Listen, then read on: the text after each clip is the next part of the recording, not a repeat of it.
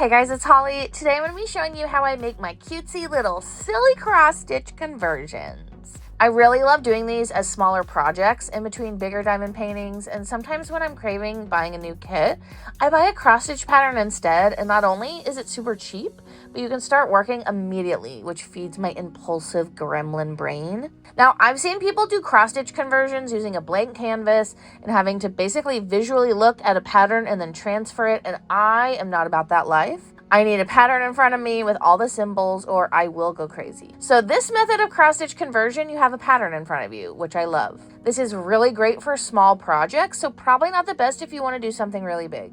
I'm also not going to pretend that this is the best way to do any of this, as I'm still experimenting and learning myself, but I've been pretty happy with my results so far. Let's talk about all the things you need. You will need a good printer, either one that you own or the ability to print somewhere else. I have an HP OfficeJet 5744, and I swear to God, I've had this thing for like 10 years, and it's the best printer. I've used it for all of my dollhouse videos, and highly recommend if you can get your hands on it. You're also going to need adhesive. There are several brands of diamond painting adhesive, but so far my favorite is the Diamond Dots brand, which I got at Walmart. You can only find it at Walmart if your Walmart sells diamond paintings, which I feel like isn't a lot of them, but you can also get it on Amazon. Of course, you're going to need drills for your project. I bought this giant set of drills from Amazon that has 445 colors for like $30, which I think is great if you're planning on doing a lot of small projects and just want to have a lot on hand. There's about 1,000 of each color. I also really like Diamond Drills USA, and they ship really super quick, so I really like them if you want to order drills from them. But there are literally tons of places that you can get drills, so find a shop that works for you. I've been experimenting with different materials to use, and right now I just use standard printer paper as the base of my diamond painting. I did do an experiment with printable canvas, but the adhesive made the colors bleed too much. I've also used printable cotton fabric, and that's worked pretty well, but it frays on the edges, but not a big deal. You can just glue the edges. Okay, so the first step is going to be to find a pattern. So I usually go on Etsy because it's the easiest for me, but if you have a place that you like to get cross-stitch patterns, let me know. For this tutorial, I'm going to be using this Ditto Magnemite from Vibes Vault UK because I'm deeply, deeply addicted to Pacopia right now. So once you buy the pattern, you can download the PDF. Cross-stitch patterns are bigger than diamond painting, so we're going to need to resize it. The description of this pattern says it's a 3-inch square for cross-stitch, but it ended up being almost double the size for a diamond painting. 10 drills across is 1 inch.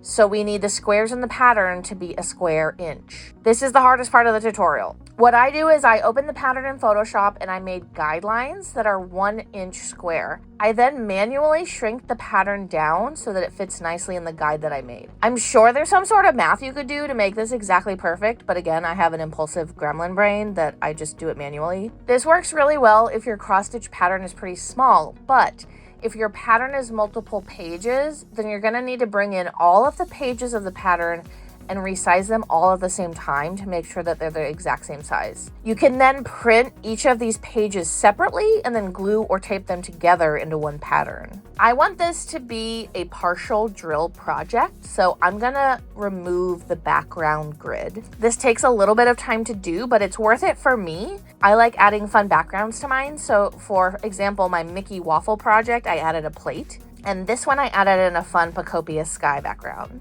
Now, what if you don't have Photoshop? Well, there's several options for this. There is a free version of Photoshop called GIMP that's pretty easy to use. You can even do this in Word. It's not gonna look as good, but you can save your PDF pattern as a JPEG or a PNG and bring it into Word, and then make a square like shape that's 1 inch and use that as your guide, and then scale down your image so that the box fits in the cross-stitch pattern. To remove the background in Word is a lot trickier, but you can technically click on the image and then go to the picture format tab and then click remove background. I'm not going to pretend that this is easy in any way and probably won't look great, but it's Word, and if there's a will, there's a way. Once you have your pattern how you want it, you're going to want to print it. Make sure that you have your printer settings so that it's not resizing this. Once you've printed it, we want to test the drill field. And the way that I do that is I get a piece of clear tape and try not to stick it to your nail polish because apparently it will rip it off. And then put a line of 10 drills on the sticky part and then use this to see how well the 10 drills fit within one of the squares. I think I did pretty good on this one. I think it looks amazing. Now for the drills. On the cross stitch pattern, it's going to tell you which DMC colors you need and how many stitches for each color. And that's going to be how many drills you need. I have learned from experience that you really want to try to get all your drills from one place if you can. You can buy the same color drill from 2 different companies and they could be 2 completely different colors because of the difference in the dies. And even the size of the drills can be different between companies, so just keep that in mind. Now that I found all the colors I need, let's kit it up. I really love this little book I got from Amazon that has a ton of stickers to help kit up drills. It works great. Now we need to apply the adhesive. I'm just going to use a small brush to paint the adhesive on, trying to not go outside the shapes. I really like this adhesive because it dries really fast and it's really sticky. Okay, once the adhesive is dry, it's time to diamond paint. This is the best part, obviously. I recommend that you do all the diamond painting just flat on the paper before trying to attach it to anything like a canvas because it can start to sink and you can poke holes in the paper. Don't ask me how I know that.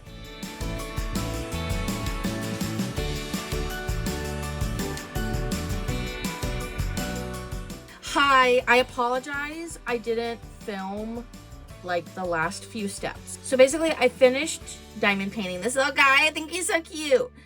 He was on an 8.5 by 11 sheet of paper. So I thought, well, I could just frame the 8.5 by 11 sheet of paper.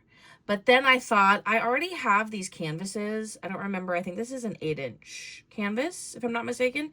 But I already had canvases. So I was like, I'll just attach it to the canvas. And I did that kind of impulsively and I didn't film it. But basically what I did was I traced the circle using the canvas. And then I have this like adhesive sticky, like double-sided adhesive that I experimented with in the beginning of this process. And it's terrible. I don't recommend it.